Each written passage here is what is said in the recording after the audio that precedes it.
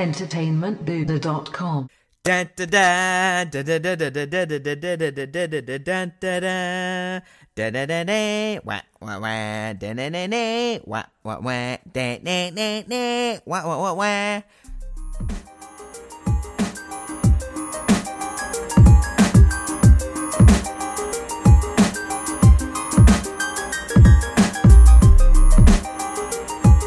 now everyone, welcome back to a new episode.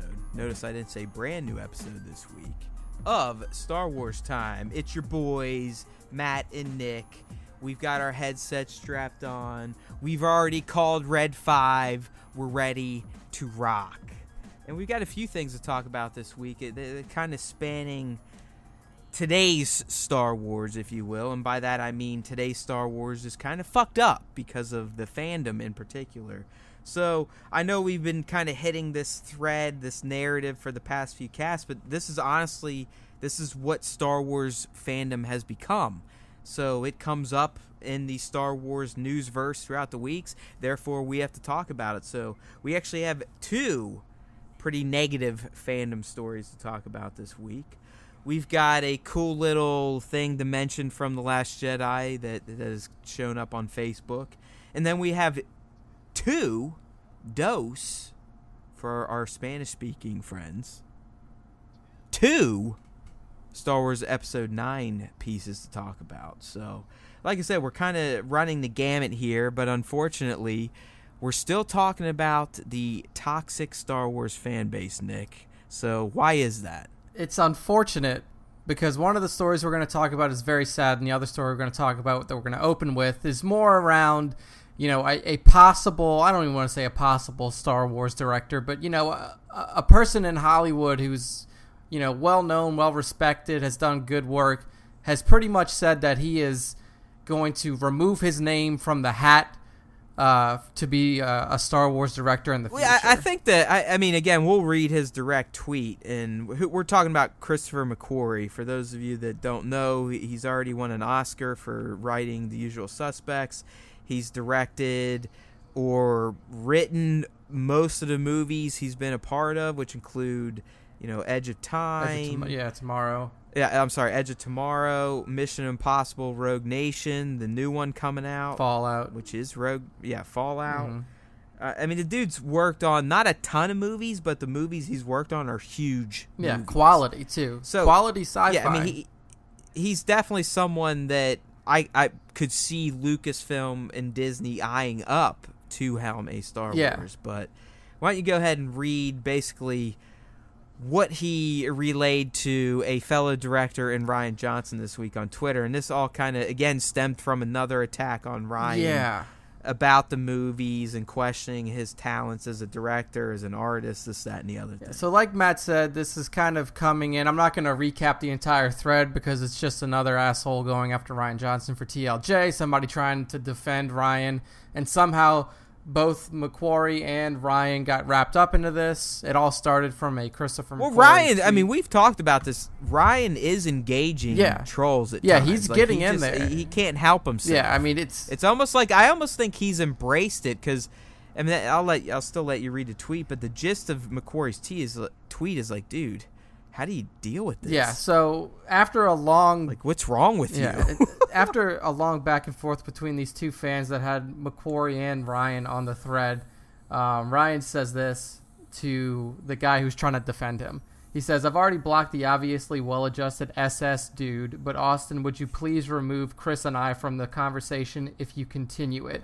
Next time you click reply on our names, it'll give you the option to uncheck them. Thanks, man." And then Christopher McQuarrie comes back and says, "My friend, after 5 minutes of this, I don't know why you're still on Twitter. I would have loved to make a Star Wars film someday. I'm cured." Basically saying that he never wants to do it anymore. I'm cured. Like, that's essentially probably another lifelong fan that was probably a young kid when the originals came out. They more than likely, like most modern filmmakers, they had some sort of impact on his career. So, of course, he's naturally probably dreamed of one day being asked to make a Star Wars movie. That's why he uses "I'm cured." Because to him, he had the Star Wars sickness. Yeah, he had the bug, and he was I mean, a lot of people out there, like most of us. Yeah, a lot of people out there listening to this story, you might recognize the name McQuarrie from Ralph McQuarrie, the artist who worked heavily with George Lucas in the past on the original trilogy. You see a lot of, if you follow the Star Wars Instagram, you'll see a lot of McQuarrie Mondays come up when they show pieces of his artwork. Christopher McQuarrie is not related to him, so they're completely unrelated characters, so don't let the names fool you. But you're probably right. I mean, as a young budding, teenager growing up in that era where Star Wars was still around and still huge, I mean, it's more than likely, that he was influenced by it. And to hear that he had an interest in doing it, and now seeing the toxicity of the fandom in play with Ryan, and makes him not interested anymore. I mean, it sucks to be a Star Wars fan and see something like that go down, because of course we want to see quality directors helm these films. I mean, like you were saying, introducing kind of McQuarrie's work. I mean, he's worked on Mission Impossible Rogue Nation. He's directing, writing, and producing Mission Impossible Fallout, which comes out this year. He wrote The Usual Suspects. I mean, this dude's list of movies, is not short. And even he worked within the geekosphere with Edge of Tomorrow, and he also wrote, I believe he wrote X-Men and the Wolverine, or he was a writer on them. I think in X-Men he was uncredited, in the Wolverine he was one of the writers. But I mean, he's worked within that kind of nerd sphere before, and now no, dude, I mean, this guy, and again, I look at the writer as more important than the director potentially. Yeah, because the writer is the one creating the story. I mean, he wrote Edge of Tomorrow. Yeah, and if you've ever seen uncredited on the Wolverine, wrote and directed Jack Reacher, wrote The Taurus, wrote Valkyrie, produced Valkyrie, wrote X-Men uncredited, because, I mean, clearly him and Bryan Singer have issues. Yeah. The Way of the Gun, wrote and directed. Usual Suspects, wrote, won an Oscar. Public Access, wrote. The latest Mission Impossible, take this one. Directed, wrote, produced. Yeah, I mean, that's called the trifecta. Yeah, I mean, the guy knows what he's doing, and like you said, the writer, I mean, you can say what you want about the director of films, but they're essentially working off of what the writer has put together. And the good thing, I mean, you could look at it two ways, good thing or bad thing about the Star Wars, franchise right now as it's being run, is usually your writers are the directors as well. I mean, we've seen that with JJ. Obviously, he worked with Chris Terrio on Episode 7. He's also working with him on Episode 9. And then Ryan and Ron Bergman also worked together as a, Well, I mean, the maker himself in the prequels was writer-director. Yeah, in Episode... Look where that got us. Well, he was also writer-director on Episode 4, but, Episode 4 was the kickoff, and he hadn't... That was his opus. Yeah. I mean, that was his everything. I mean, that literally... A New Hope is what cemented George Lucas as God. Yeah, as an immortal figure within Hollywood. He never had to really worry about any money again. Yeah, after and that that's movie. The direct success of the original trilogy is what kind of led to his megalomania. I don't want to. But he was such a pimp back then. Like, he had such belief in his idea that he literally said, "Listen, motherfuckers, you can take as much money from everything else. I want the licensing, and I want direct control over the movie." Yeah, and the license is what sustained him for his entire, and still sustains him. So I mean, kidding me? The license was everything. Yeah, I mean the license that's a fucking as close as you're gonna get to a virtual ATM. Yeah, exactly. He basically owned a cash machine, because I mean, back then, movie merchandising wasn't really a huge thing back in the 70s. No, like nobody did. That's what I mean. I mean, the guy was such a fucking visionary, not only in film and all the shit that he may not have directly invented himself, but it was him pushing the inventors that led to these inventions. Oh, yeah. I mean, you got to be kidding me with this guy.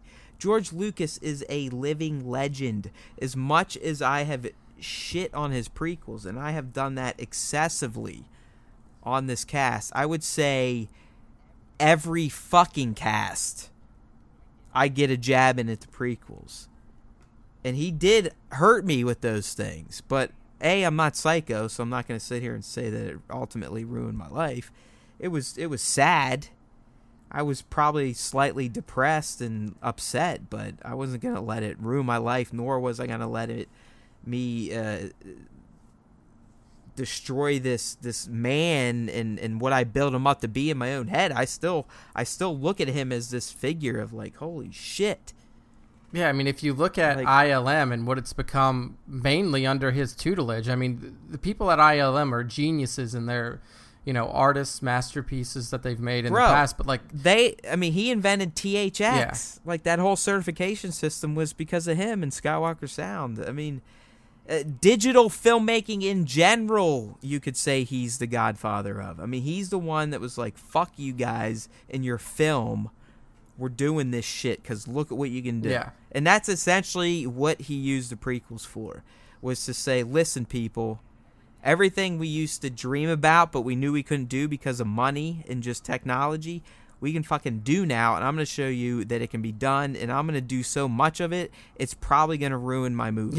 Yeah, he was just trying to prove a point with the technology. I'm being serious. So he had such a bone over the technology. Yeah, it was that he let it just influence his vision, and that's ultimately what really watered down the prequels. Is that it was all for an eye fuck. Yeah, he just wanted to prove, almost like care about the story. He just wanted to be like, yo, what's the craziest shit I can think about and get made on screen? Yeah, I mean, and he did it. He did some crazy shit. I mean, just look at the whole mess of an opening to episode 2. Jar Jar Binks, and we actually have not a great Jar Jar story actually, but a very poignant Jar Jar story. But people have to remember, he was the first ever fully digital. And he's next to, I mean, if you look at him, he's next to live action characters, and I mean, he looks better. Yeah, he was the first one where he was on set as a human acting with the characters to try to get the most believable performances possible. Yeah, I mean,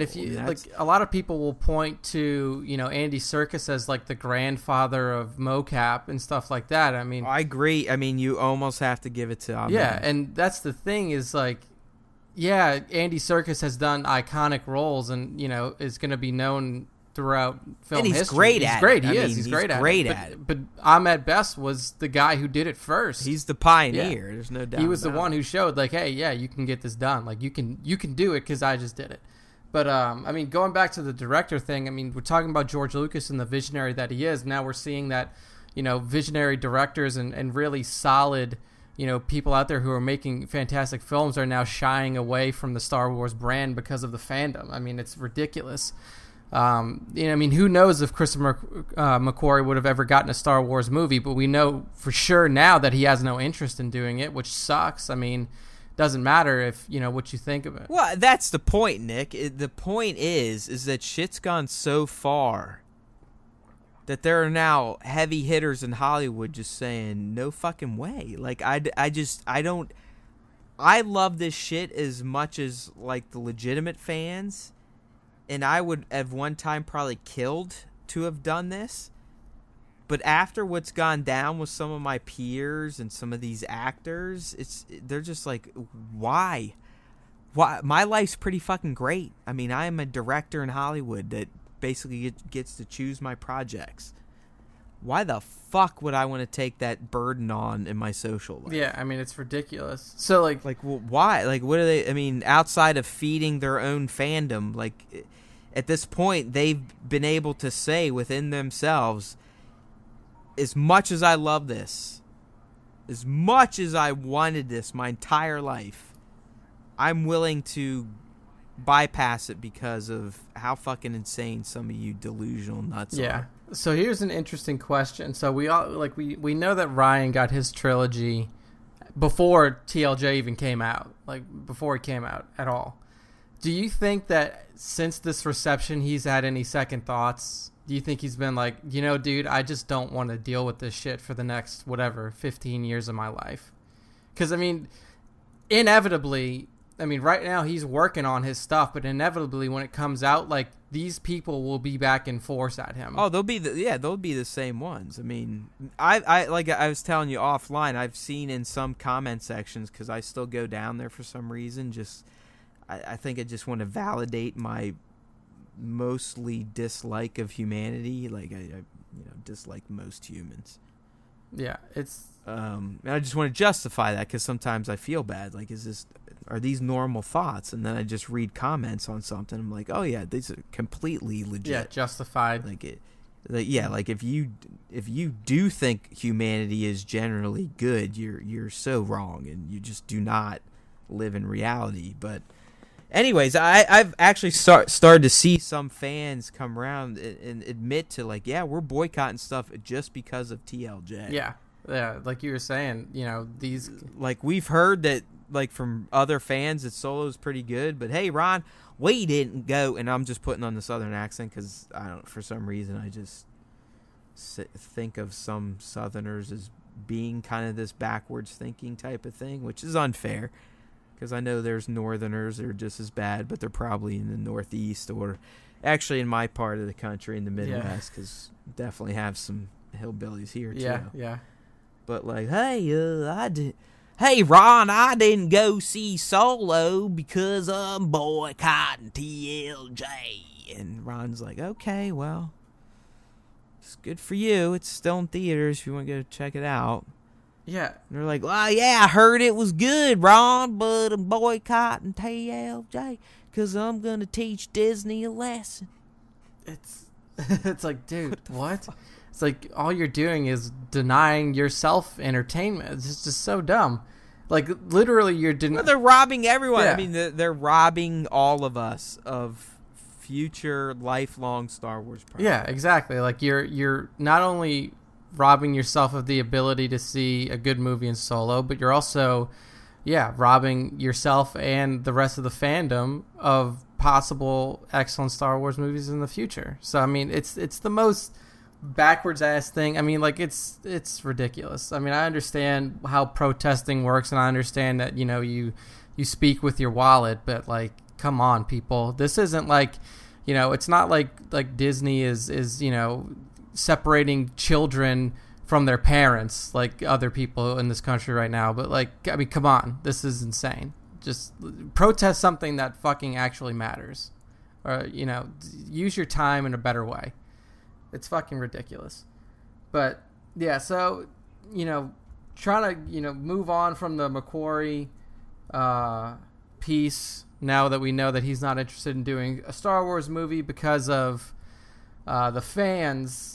What we're gonna move on to another sad piece of not really news, but just kind of an anecdote from one of the prequel actors in Ahmad Best. We talked about him in reference to his role as Jar Jar Binks, but it came out. He put out a tweet the other day, and it was kind of sad, and it was very, it kind of gave a glimpse into his life like after Star Wars. It's a 20-year. We're coming up on a 20-year retrospective, essentially. Yeah, right? Because Phantom Menace 99. was 99. Yeah. So you're right. So next year is going to be the 20th anniversary of Phantom Menace, and this tweet is the tweet that Best put out. It's a picture of him and his son, and it looks like he's standing on a balcony kind of overlooking like a beach area or ocean or something like that. It says, 20 years next year, I faced a media backlash that still affects my career today. He's not kidding. Yeah. I mean, the guy's never really done anything. Yeah, I mean, he did voice work as Jar Jar Binks on the cartoon series, but I mean, I haven't looked up his filmography, but he's definitely not a recognizable name in Hollywood anymore. He says, this was the place I almost ended my life. It's still hard to talk about. I survived, and now this little guy is my gift for survival. Would this be a good story for my new Solo show? Let me know. So essentially, he's writing a one-man show, and puts out this tweet. It sounds like kind of like what Carrie was doing. Yeah, I mean, Carrie, it kind of in a different fashion, because Carrie never really faced a backlash or anything like that, but she was never able to separate herself from Princess Leia. Exactly. Like, I mean, yeah, the whole thing was like, this is how much Star Wars has affected my life. I mean, Carrie, you can kind of talk about, possibly Star Wars had a very positive effect on her life, which is true. I mean, like, it's... Oh, and she admits it. I mean, I think, I don't know if the special's still on Netflix, but for one of the segments, she throws the buns on. Yeah, exactly. I mean, she would forever be recognized and remembered in Hollywood, even after her death now, as Princess Leia, and she will always be revered. I mean, there will never be somebody who points to Carrie Fisher and says that she's, only remembered for bad work. I mean, you can't argue that her portrayal of Princess Leia was a step forward for women, not only in film, but I mean, just in, Hollywood in general. So, I mean, yes, it affected her life, but it seems like, obviously, for the person who brought Jar Jar Binks to life, it was a bit more negative in his way, almost to the point of suicide, which is sad to hear. I mean, because, and this is well, I mean, I think it's like I said, it was very sad to read this week because everyone's made fun of Jar Jar Binks. He's an easy target. He's too easy of a target. And Nick and I were talking offline, and I've said this a million times, and I will literally debate anyone on this. The Phantom Menace is not the worst prequel. It may be the best. Yeah, dude, it's because of the time frame and how that we're dealing with young kids. You can get away with a lot of the fucking bullshit acting and the bullshit plot stuff. And Jar Jar, yeah, was he kind of wonky? Of course. But he still served a purpose. I mean, he essentially became the droids of the prequels. I mean, I think that's what he was going to be until even George himself, I think, was like, okay, well, I definitely was wrong on that one because, I mean, after Phantom Menace, Jar Jar was essentially, he was given one scene in Attack of the Clones. Yeah. And then, well, two, right? He had the one at the beginning, yeah. And then the emergency powers. Yeah, and that was and it. then in Sith, is he even given a scene? Maybe one. Like, just he might be in the background. Yeah, I don't know. Well, was it Sith where the emergency powers were turned over? I don't remember. I think probably. I think it was Who Sith the fuck knows? Where the emergency powers were turned over by Binks, but. Yeah, I mean, he's essentially not in the movies outside of Episode 1. So if you're one of those people who are like, oh my God, Jar Jar Binks ruined the prequel trilogy, it's like, where are you saying? Like, where's that coming from? But I think, I guess my point in that, Nick, was that, because I've said this myself, I'm like, I wonder what the prequels would have been like if social media existed. And this article kind of shows us that stuff still existed, but at that point, it was members of the media that were being the fucking bullies. The actual news media, yeah. the movie writers. Like the people now that roll their eyes and want to beat on fans on Twitter that are fucking bullies, they were the ones driving a man and basically ruined his career and made him want to kill himself. Yeah, I mean, it's... how fucked up are we? It's fucking sad, dude, because... Like, how fucked up are people and how they react to Star Wars? I mean, look, okay, I'm going to put it this way, and this is kind of what I told you offline, but when we look at Jar Jar Binks, yeah, we hate the character as he's written, but if you look at the performance that was put forth for that, like, you can't say that Ahmed Best did a poor job in the portrayal of Jar Jar Binks. In fact, like... and he did exactly what George wanted. He wanted a very... eccentric, you could almost say racially stereotypical character that had some fucking flow to him. I mean, he walked with he had a pimp walk. Yeah, I mean, in terms of the acting that was put forth by Best for that role, I mean, it was maybe some of the best in the entire trilogy in terms of all the movements as wonky as they look now, because we're still talking 20th century CGI. Yeah, 1999 people, like 98 when it was being filmed. Well, yeah, probably 97, 98 when they're actually doing it. But they're still replicating Best's movements on set. Yeah. To the best of their ability. Yeah, dude, it's crazy to me that he gets shit on. And just listen to the damn voice the motherfucker was forced to use. That voice is insane. To be able to hold that through. That alone,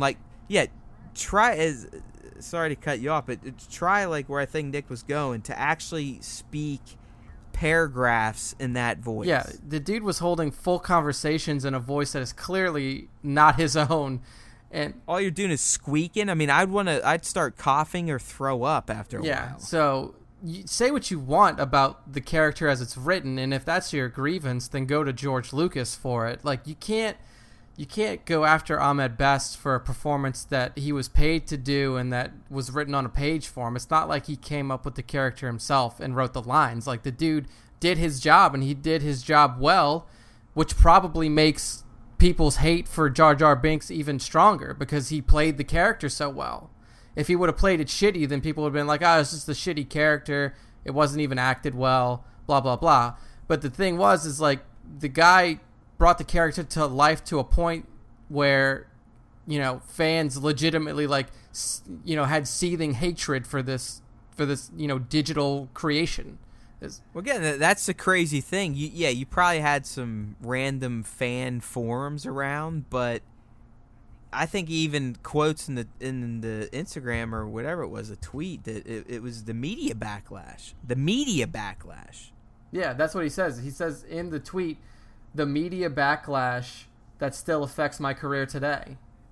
So again, I mean, the guy's literally saying that mainstream media ruined him to the point where he thought about jumping off a bridge. Yeah, I mean, it's fucking crazy. Not just fans. So think about what Ryan's going through, where now he doesn't just have the few mainstream media sites to deal with, and they were all pretty favorably to him, right? In his movie. Yeah. I mean, he now has fucking millions and millions of fucking armchair critics. Yeah, I mean, anybody who to deal with, you know, anybody who's seen the movie can just directly interact with him online, which is that's nuts. I mean, it's nuts to think that back then this shit was still happening, and it was happening from professionals. Yeah, and you know the bigger forums, because back then big sites back in the 90s were forums. Yeah, it was. Or the search engines, you know, Yahoo was still relevant back I mean, for then. you people who don't know what a forum is, just think of Reddit, except pretty much only about one topic, like one subreddit. Like, right, exactly. So, exactly. I mean, that's the only place, and he would have had to seek that out too. Like, he would have had. Oh, exactly. Like, it doesn't exactly. like a forum. You know, if somebody posts about you on a forum, you don't find it unless you look for it. Motherfuckers didn't have smartphones back then. I mean, that's how crazy this is. Like, he was reading shit in print, and then on some of the bigger media outlets that at that time cared to have an online presence. Yeah, I mean, like AOL.com back then was probably like one of your biggest websites. I mean. That's what's... So, I get, just compare that and what it did to that man to the shit that Ryan's eating and seemingly to just let it roll off his fucking back. Yeah, and then even Kelly Marie Tran, I mean, she's another victim of all of these online social media trolls. And she's had to deal with it in a different way than Ryan. Like, Ryan, to me, I still think deep down it's gotta have scarred him at this point. Oh, yeah, dude. No human can just take that amount of abuse and just pretend like, oh yeah, hey, whatever. It's just idiots on Twitter. Yeah, I mean, after a while, after thousands, hundreds of thousands of people telling you that you're terrible and you've ruined Star Wars and that, you know, you should go kill yourself because there were death threats and everything, like, it's going to have an impact on you. And maybe, you know, at this point he's kind of gotten to this. Even if it's just like, man, what'd I do to my life? Yeah, I mean, he's now at the stage to where he just basically goes on there, you know, throws some jabs back and then blocks people. But, you know, it has to, I mean, when it comes down to it and, like, he's, you know, writing his trilogy now, I wonder, I mean, a good artist, I don't even want to say that. I mean, because, you know, it's not even an artist's perspective. It's just a human perspective. Like, that's got to have affected his mindset when he's writing things in a certain way. Oh, I don't know. See, just the way he's handled it, I could see him almost taking it as, like, fuel. Yeah. Well, even if he's doing it that way, like, even if he is using it as fuel, it's still affecting the way that he's... Yeah, it's motive. Yeah, you're right. You know, so it's fucked up that, like, even back, like we said 20 years ago, like...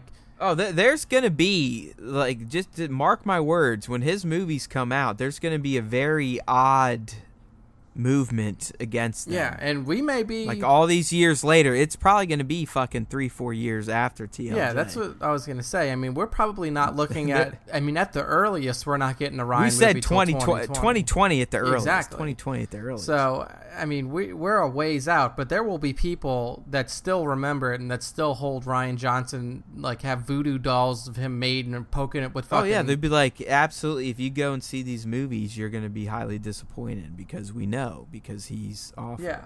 So, just another example of how, uplifting the Star Wars community has become. Yeah, exactly. Because of one movie. And that's, yeah. I mean, some people now are like, oh, yeah, I didn't really like JJ either, but at least I could tolerate him because he just cloned it. Just copied A New Hope. It's like, God, these fucking people. But Disney, goddammit, you're ruining Star Wars. Just, it's a fucking... Man, when I talk like trolls, it eats dude, up. Like it's so funny because I'm looking at the comments, and I shouldn't even scroll down on this fucking on this post about Ahmed, and it's second comment. I would take a Jar Jar solo film over another Rian Johnson Star Wars film. Like, it's just, even on an article where it's talking about how these online trolls have almost brought a man to take his own life, they're just back again. Like, you can't get away from it. It's just that it's got to be 10 times, if not 1,000 times worse now than it was during Ahmed's time. Oh yeah. It's unquestionably just. It's pure insanity. And that's kind of been my whole point and why I'm tying them together. It's just back then when you had less avenues to attack somebody publicly. Well, it was enough to drive a man to almost the brink. And now you've got another man and some cast members just taking it from all sides. I mean, some media, but predominantly angry fans. Well, here's the thing too: is back then, at least the stuff that you were reading had a name to it. Like now, and I mean, maybe that makes it worse. Who knows? But now, you have people that are nameless, completely under the cloak of anonymity. People with names like Rian Johnson. I do think Ahmed's was worse for his career because you did have professional critics just destroying him. Oh yeah. So that is going to affect his marketability. Where now, I don't think it's as... I mean, clearly, Lucasfilm has already committed to giving Rian Johnson 3 more movies. So, I mean, clearly, it doesn't mean as much for someone's career when it's coming from a fan base versus critics, the media. Yeah. It's fucked up. And, I hope that Ahmed kind of... Well, I guess I read a follow-up today. I guess he got wind of all the positive support thrown his way, just as you and I are talking about, like, man, hey, we may not have loved the prequels, but we definitely don't blame it on him, and for what he was asked to do, he did an admirable job. He did what he was asked to do. Yeah. It's not like he showed up on fucking set wearing a fucking tall head with flappy ears going, "Who saw you saw? Me saw I'm my best. I'm gonna play Jar Jar Binks." No. Yeah. A grown man wrote this character and the lines and asked another grown man to perform it. And that's what he did. Yeah. So, I mean... And it almost cost him his life. Yeah. And that's fucking crazy. It's disgusting. I mean, if you look at his Twitter now, there's a lot of him, thanking the people that are giving him support. Even Frank Oz, went out to him and said, he loved Jar Jar Binks. And, his kids, when they watch episode 1, can identify more with that movie because they have a child actor in place and stuff. So I mean, there's and then coming from one person who voiced and brought to life a digital, a cartoon or I guess it would be a puppet character back in the original fucking trilogy puppet, days. Man. Yeah. A puppet. And if you look at Yoda in Empire Strikes Back, he's borderline Jar Jar. Yeah, Binks. I mean, like his insane like When introduction to Luke. Yeah, it's fucking nuts. Like he was. I love Yoda. Like that is the best. That shows you how deep of a character Yoda is, because obviously, you know, if you watch the prequels now, you know he's this very serious motherfucker. But when you first see him in Empire, he's literally acting like a lunatic. I mean, he's fucking nuts. Yeah. I mean, he starts fighting R2 with his stick. Yeah, he's just like beating on him, trying to steal Luke's food. No. Like, he's like, picks up the fucking little light and stares at it. Mine. Yeah, clearly he's testing Luke. Yeah. But at the same time, that's a dude with his hand up fucking a Yoda puppet. Yeah, just yelling random words out and shit. I mean, it was perfect, and you're right. I mean, the closest that we've gotten to that version of Yoda in the new, you know, the new movies from prequels on is Jar Jar Binks. I mean, that's as close as we've got. So, yeah, man, it's, again, we're going to move away from I think TLJ probably trumped it now when you had Oz come back with an actual puppet Yoda. It hit him on the head. He did channel some Empire Yoda. Yeah, there. even... You have to admit, I mean, he did channel a little. I know, like, there was a balance between prequel Yoda, but there was definitely... Especially because of the puppet. Yeah, and I felt Empire. The laugh too when he sets the tree on fire with the lightning strike. I mean, there was a lot of old Yoda, like old Empire Yoda in there as well. Because I mean, that's the Yoda that Luke knew. Luke didn't know the Yoda from the Jedi Temple and from the prequels. I mean, he knew, you know, the Yoda that lived on Dagobah. And he knew you gotta think about it. Yoda was very cynical by the time Luke came around. I mean, he was cynical about Luke. Oh yeah, I mean, like he talking to Obi-Wan's ghost. I mean, he's too old to begin the training. You know. Yeah, he's like, fuck this guy. You're reckless. I mean, you gotta remember, Yoda has no love for the fucking Skywalker clan. I mean, he begrudgingly accepted. And I mean, he also watched as the Skywalker clan, as Anakin brought the fucking Jedi Order down to its knees. I mean, or at least a part of it. He initially rejected Anakin. Yeah. It was only when Yoda was like, hey, man, fuck you. Qui-Gon's dead. I'm going to uphold his pledge. I don't give a shit. And they're like, okay, yeah. Yeah, I mean, I guess from Yoda's perspective, it was better to have him train Anakin under the guise of under the watchful eyes of the Jedi Order than to have him train Anakin on the side. And well, yeah, they're like, well, fuck. The Sith are back, and Qui-Gon wasn't a complete fool. He was a master. Yeah. And, you know, we okay, go ahead. Yeah, might as well. So Yoda fucking hated this guy. So he was a very cynical motherfucker. Yeah. So let's move away from the negativity and move on to a little bit of news about, not really news on Episode 8, but a really cool find from Reddit of all places. And it's about Episode 8, and regardless of what you think about Episode 8, the storylines and all that shit being told, it's unquestionable that the fight at the end between Kylo and Luke is an iconic moment in Star Wars history. And it was visually a fantastic scene to watch. And there were some intrepid fans out there who have clearly watched TLJ their fair share of times that noticed the fight that was taking place and all the actions that Kylo was doing in that fight was mirrored earlier in the movie by Rey when she was doing her lightsaber training, her solo lightsaber training on Acto by that big stone.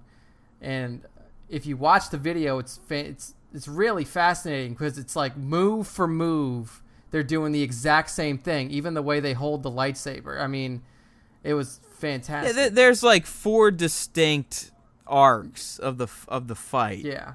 I don't know. I don't think it's the whole fight. Because, I mean, there are just like little blips. Oh, you know yeah. what I mean? I mean, they definitely cut around. Yeah, that's true. But they start out where they're holding their blade, and then there's a slash, backslash, and then there's that full-on baseball swing, and then another slash. And then when she slashes the rock, that's when he cuts through Luke's hologram. Yeah. And, I mean, if you watch it, I mean, you cannot deny that this was intentional. I mean, again, the scenes that are mirrored. It's the one where Rey is kind of like, hey, whatever, Luke. You don't want to train me. You're, half-assing the lessons. I'm still going to get some lightsaber work in. She's out there, drops her bow, grabs the saber, and is, posing and doing moves in front of the rock, and then ultimately cuts through it and almost kills some of the caretakers. So all of her moves from that sequence, Kylo eventually mirrors in his fight with Luke's hologram on Crait. Yeah, and I mean, we know what's interesting about this is that we know, even though Rey didn't see him, that Luke was watching her during this sequence. Yeah, Luke was watching her, and at this point, I believe Rey and Kylo have already been connected through the Force. They were already talking, so I don't want to say that, Luke had an inkling that, these moves were going to be used when Kylo was going at his hologram. I don't think that's true at all, but it's very interesting. I think at least the way I interpret it is it just reflects the connection between those two. The strong dark and the strong light. Yeah. Yeah. Like how connected through the Force they really are, without them even knowing. Yeah, exactly. And I mean, like they even have the same movements. Regardless of whether it was manipulated by Snoke or not, these two characters do share a strong bond through the Force. See, this is where I think, in the end, if JJ just wants to come in and save the day, he just makes them brother and sister. He could. I mean, it's still a possibility. It's still open. I mean, Ryan reminded everyone, he's like, listen, nothing's set in stone. I mean, you had a fucking Sith Lord that just killed his own fucking master, who killed his own dad. Yeah. Say that he knows who Rey's parents. Yeah. I mean, the guy was didn't even know who Rey was as a character in TFA. Right. How do you find out who her parents were? How's that definitive? Yeah, I mean that's like me telling everybody listening that your parents are drunk idiots. Like, I don't know who you are. And I'm not saying that I want that to happen, but it would be one way that I even think the haters of TLJ wouldn't be able to argue out of. Yeah, I mean, even if they tried to find a way around it, they couldn't say, oh, well, it's not even possible for them to be related. It's like, well, what do you mean? Like, again, if they're going to start shitting on stuff for, something like that. Well, I've even said that to you about how, Nick definitely didn't like TLJ as much as I did. He's not nuts, but he definitely didn't love it. I mean, I loved it. Nick was lukewarm. Focus on Luke. Yeah, right? No pun intended, but definitely a focus on Luke. Yeah, but I mean, his issues mainly stem from Luke. But I even think if something like that went down and you just looked at the entire arc, you'd be like, okay, well, shit makes sense. Eight makes sense then. Yeah. I mean, okay. And I mean, there was a long game here. I mean, even if you go back and listen to our cast pre-TLJ release, I was calling for that to happen. I was hoping that they were kind of brother and sister, because I think almost right up to it, that's when I finally jumped on that bandwagon, and I did a big fucking post on why it's gonna happen. I'm like, listen, this is exactly how it's gonna happen. Yeah, and I mean, who knows? Like you said, there's nothing it's not like fucking the Force Master God came down and told Rey that her parents are nobody. It was just Kylo doesn't know shit. We've already seen Kylo get pushed out of her head when he tried to reach in TFA. I mean, she blasted him out, and so what is, and we know Rey never saw her parents. Yeah. I mean, we saw her little cave journey, and the Force was not going to give it up to her. Yeah, exactly. So I mean, and that's kind of what Ryan was trying to get across with that scene. Is hey, look, it doesn't matter who your parents are. You have to do this on your own. So, it's really interesting, and it's really kind of cool to see that these two scenes mirror each other, and who knows what's going to happen in episode 9, but we get a payoff there. Yeah, we could. It's possible. JJ's coming back, and obviously he had a story to tell in 7, and he could by all means pick it up and continue and wrap up his narrative in every way that he can in 9. But, I mean, we have a year and a half until that time, people. So we're going to have a lot of speculative talk, a lot of, possible this, possible that coming out before episode 9. And it should be a fun ride. And who knows? Maybe, people keep watching TLJ and keep finding little nuggets like this. If you haven't seen this video, it's literally all over the internet on Twitter. All you got to do is type in probably hashtag Star Wars, hashtag TLJ, and it'll pop up. And, just go to any Star Wars fan group or fan page on Facebook and the video will be there. So go treat yourself. It's only 10 seconds. It kind of shows, like we were saying, the mirroring of these two fights. I mean, if I actually remember and pay attention, I'll probably just try to link it in the post on entertainmentboo.com when we release this episode. Yeah.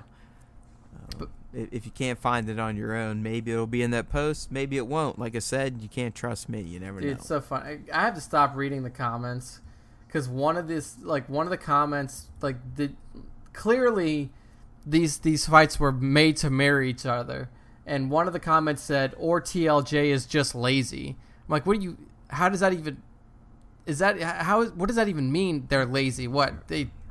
You think that they were lazy and that they were just like, well, we have an instructor here, so just teach them to do the same moves? Yeah. Like, what? He only knows one bit of choreography, so let's just teach both of them. It's just so stupid. No, those are people that don't understand art. Yeah, they don't understand. And storytelling. Like, they legitimately don't understand what telling a story is. Like, all they want is Attack of the Clones, the Geonosian arena. Yeah, they just want a bunch of fast-moving, people flashing colors. Standing in front of a green screen going, wing it, wing it, wing it, wing it, wing it, wing it, wing it. Like fucking idiots. Yeah, I mean, come on. Just screaming at nothing. Ah! And just moving their arms down. Just ridiculous. What an action sequence. All those Jedi, though. Yeah, poor Jedi.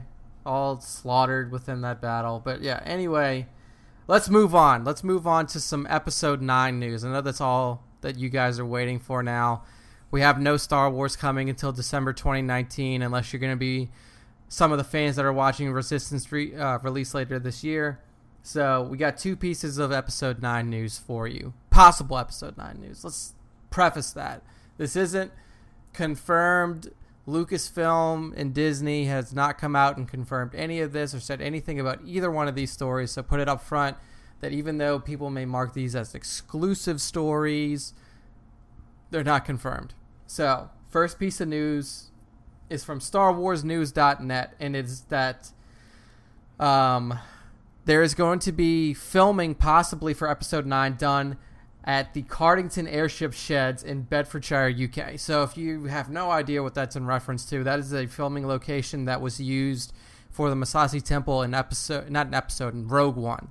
So if you remember seeing, oh, dude, tons of shit. We got Dumbo, Jungle Book Origins, Justice League, Fantastic Beasts, Pan, Dark Knight Rises, Harry Potter, Deathly Hallows Part 2. So some good shit's been shot here. Yeah, exactly. It looks like Nolan filmed all of his Batman or shot parts of all of his Batman trilogy at this location. Yeah, Begins, Dark Knight, Hell, Dark Knight A Rises. New Hope fucking uses this shit. One of the sheds was used as the exterior for the Massassi Temple, heavily disguised by matte painting. just like Rogue One. Yeah. Just like Rogue One. Yeah, does. So it's the same thing. So if you don't know what the Massassi Temple is, it's Yavin 4. It's the Yavin 4 base that we see in both Rogue One and in Episode 4.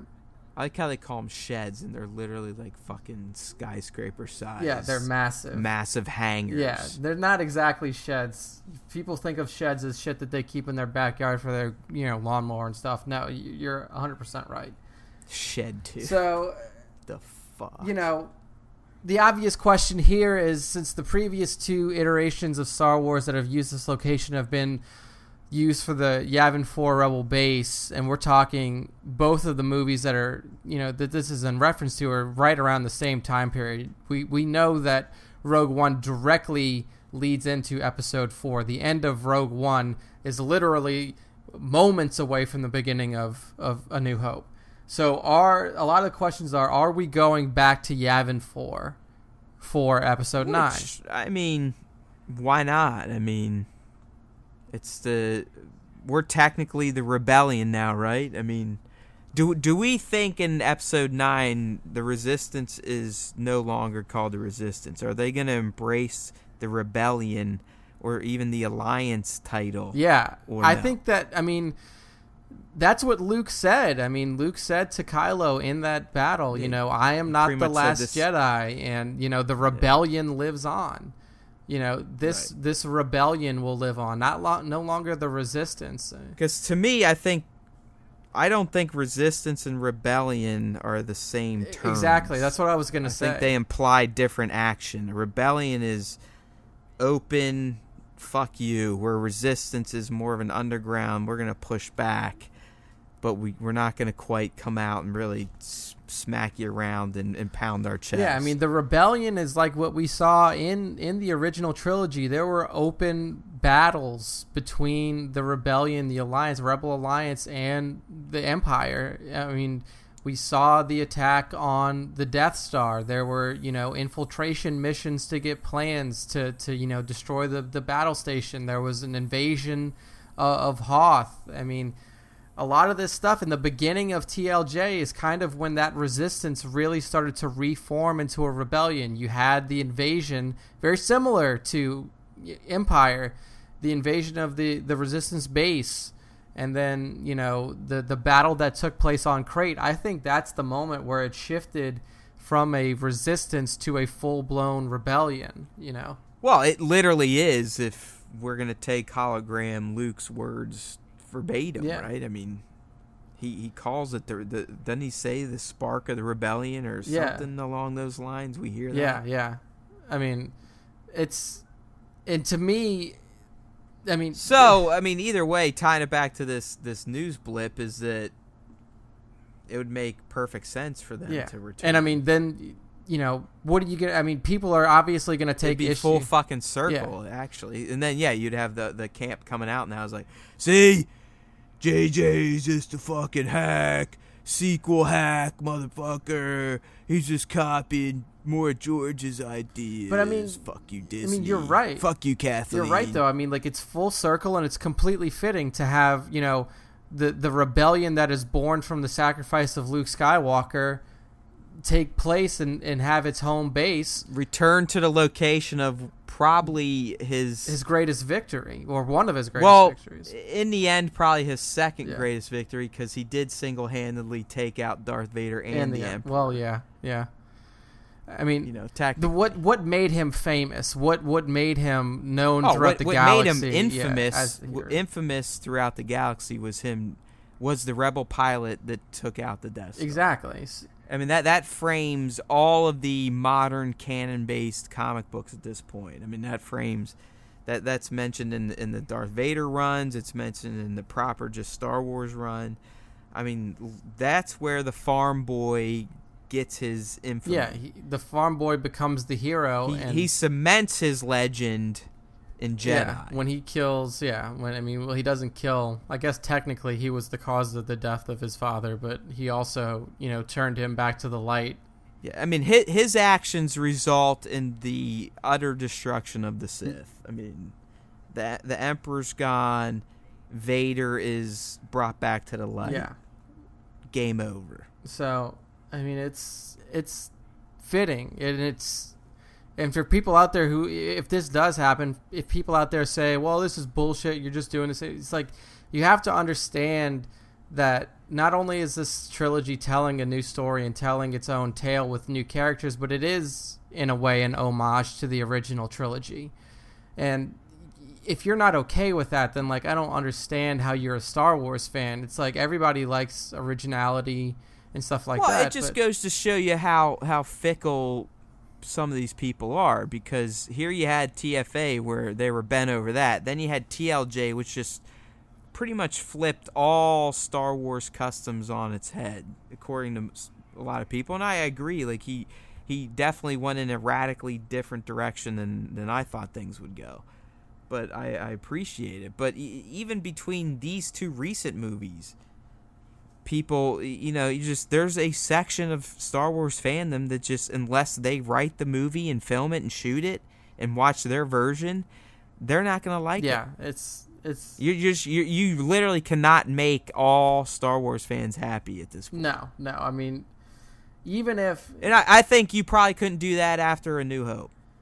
I mean, we even remember like a couple of casts or 3-4 casts ago, there were people posting the reviews and stuff like that for Empire in the newspapers back then, and a lot of people were pissed off, like, oh my god, the Luke Skywalker's father is Darth Vader. This is insane. Like, you can't. That's not how that should go. I mean, there were critics even back then about the storytelling, and there was no established plot line. Like now, now we have an established plot, and for the most part, what takes place within this series of 9 movies makes, a bit of sense. And there's still some people out there who are just fucking losing their shit because, like you said, they didn't write it, and it wasn't what was in their head before the movie came out. It's fucking crazy. Yeah, and trust me, I mean, you and I speculated our asses off on TLJ, and I think sometimes we had some good ideas. But in the end, I was entertained, and I bought the vision of the artist that got to do it. I mean, hey, good for him. He fucking earned the right to do it, not me. Yeah. I mean, 100%. So, if you guys don't know what Cardington Sheds looks like, you can... Well, I think the other thing to bring up, Nick, from this article is that it doesn't necessarily mean if they're shooting here that it's going to be Yavin 4 either. Yeah, it could be anything. I mean, they're like, listen, you can build full-on fucking cities in these bitches if you want. Yeah, I mean, if we're talking about... It's just a shooting location. I mean, it's a fucking stage. Yeah, it's a stage. I mean, if we look at... Like, I'll read some of the stuff off of the previous movies that have been done there. I mean... For Dark Knight Rises, it was the underground sewer system, including Bane's base and the 60-foot-tall, 4-level underground prison. So, I mean, all the shit that you saw underground was done at Cardington Airship Shed. So, I mean, yeah, of course, it doesn't have to be Yavin 4. It's a coincidental that it was used for that location in 2 other Star Wars exactly. movies. So... Who knows what it's going to be? Maybe JJ's just going there because they have the space that he needs to do the shots that he wants. I mean, who the fuck knows? But, it is, like you said, it is coincidental. It is kind of an interesting little tidbit that both of the uses for Star Wars have been the Masasi Temple on Yavin 4. So it's very interesting, very cool. So, yeah.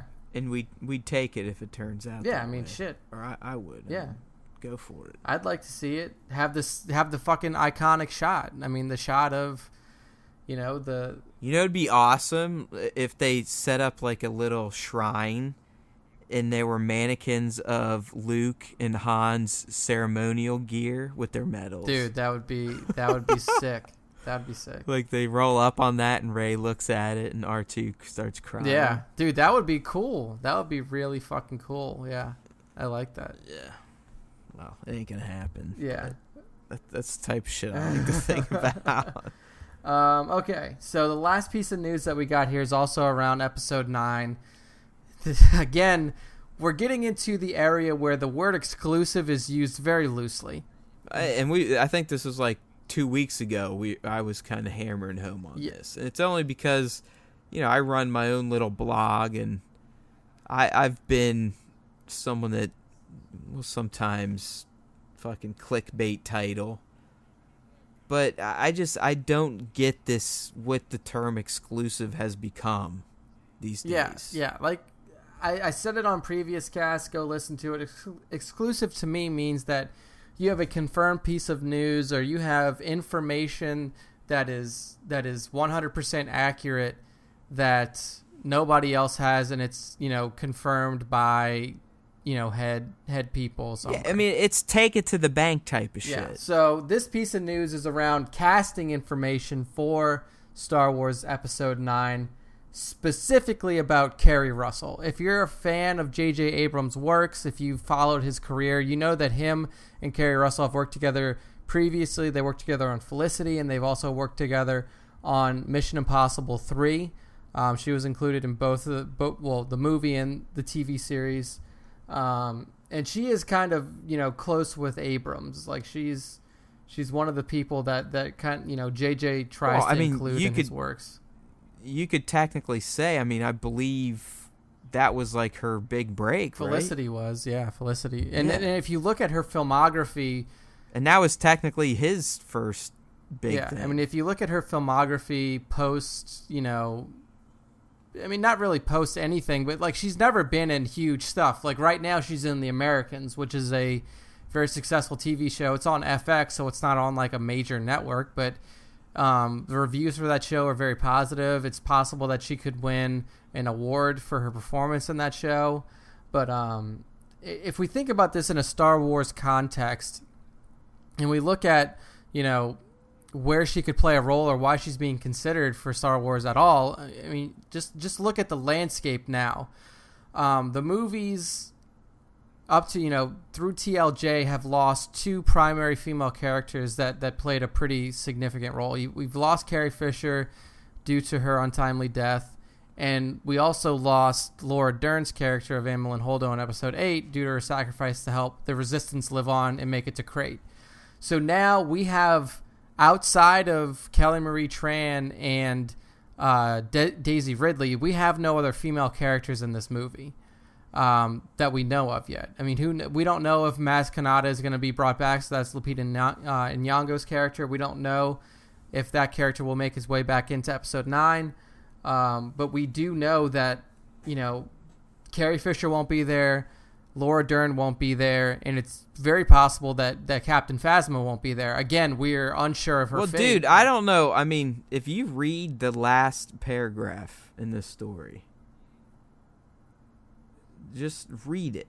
So we're picking up from Abrams? So yeah. So it basically, to summarize it, Abrams is looking to cast 2 more actors before filming. Yeah.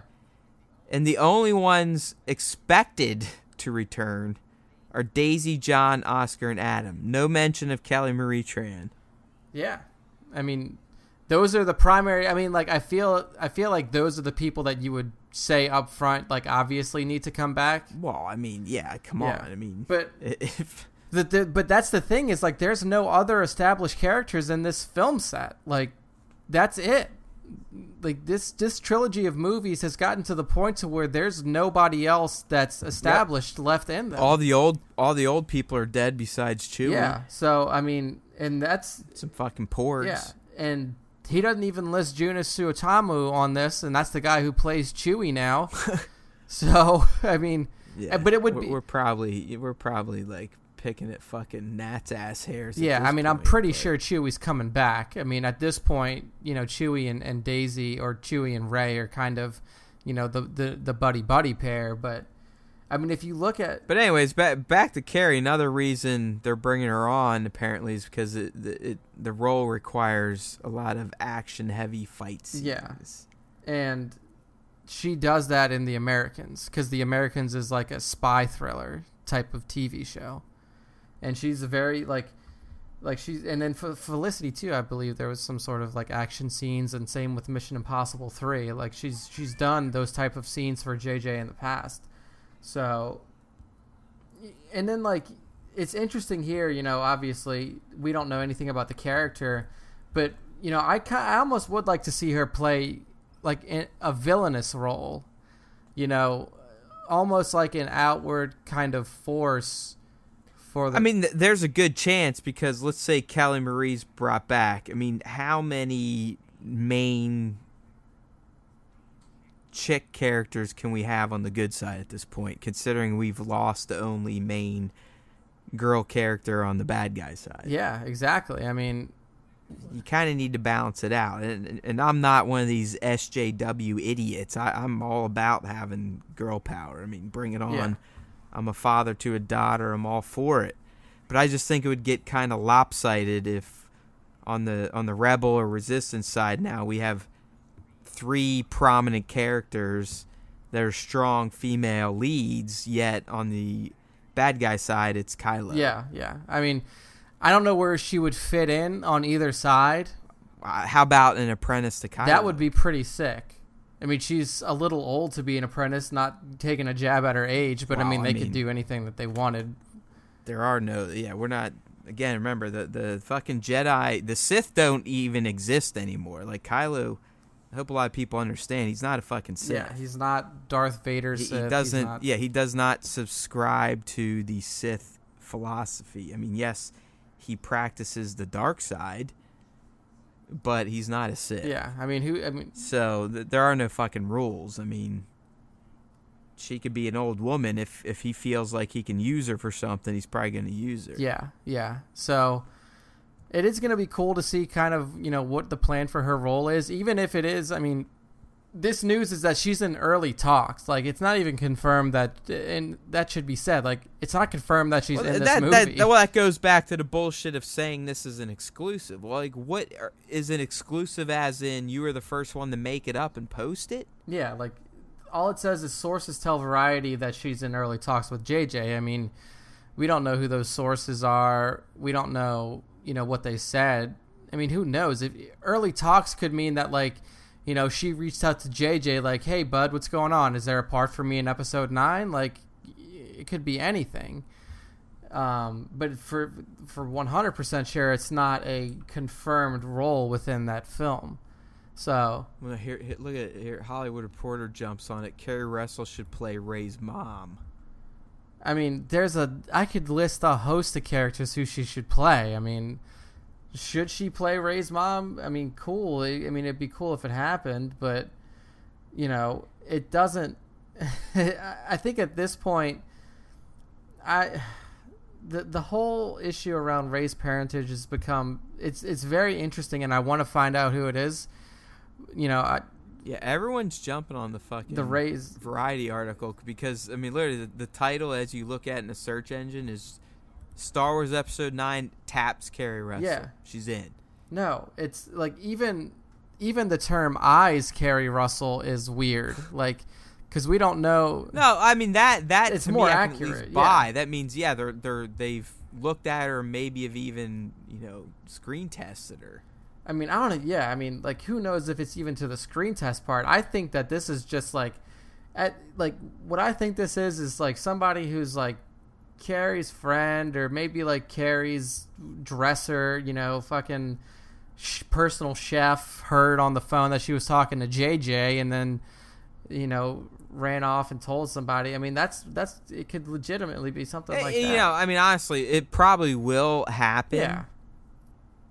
But at least write that way in the article. Like, I mean, if I wrote this, I'd be like, not sources tell, I'd be like, hey, motherfuckers, this is going to happen. Mark my fucking words. Yeah. .com. Not fucking skirt around with all these outs. Like, I mean, it's written basically so they can have plausible deniability. It's like, well, I didn't fucking say sources it. Told us, and it was early talks. I mean, read the fine print. Yeah, so. Even though the title literally says she's in it. Yeah, exclusive. But you could even argue out that taps doesn't mean she's hired. Yeah. It just means that, hey, they tapped her on the shoulder to see what's going on. Like, hey. They asked, but maybe she rejected it. So, I'd like to see it. I mean, the stuff that I've seen her in, she's been really good in. I don't think that, like, this is any sort of, like, nepotism hire or anything like that. I mean, yeah, JJ likes to put his friends in shit, but it's not generally, he's not putting them in like main roles. Like, we were talking off cast, like Greg Grunberg is a friend of JJ Abrams, and he played a pilot in TFA, and well, they're like best friends. I mean, I think they're like, I mean, he's been in everything JJ's done. Yeah, so I don't know if he was in the Star Treks. I think he might have been like in the Starfleet Academy. For the first one. Good chance. Yeah, good chance. I mean, he at least gets him a cameo. Yeah, I mean, I'm looking at, like, I'm just, like, scrolling through my Facebook feed here, and then Nerdist puts up their article, who will Carrie Russell play in Episode 9? We have a few ideas. Here's one, a Leia protege, a Knight of Ren, a high-ranking member of the First Order, a daughter of a rebel soldier, or a survivor from Luke's Jedi Academy. I mean, like, it's just, there's a lot of speculation, and I mean, at this point, since we have no confirmation even to the fucking nature of the character, like, you could say anything. Like, she's going to be Carrie Fisher's long-lost daughter. She's going to be Amilyn Holdo's second in command. She's going to be Kylo Ren's aunt. Like, who fuck knows? She's fucking Ryan Johnson's Force Ghost. Yeah, like, come on. So... And she's just going to flick everyone off and be like, fuck you, movie's over. Yeah, there's... Like 2 minutes in, like that's going to be episode 9. Like it just goes through the crawl, and then Carrie Russell pops up in spirit ghost form and says she's Ryan Johnson and flicks us all off and tells us to go fuck ourselves. Yep, right at the end credits roll right there. Like, there you go. That's what you get for your behavior. Yeah, it's... Nothing. You're not even going to get a finale to this trilogy. Yeah. Star Wars is canceled, bitches. Done. 10 minutes into the film.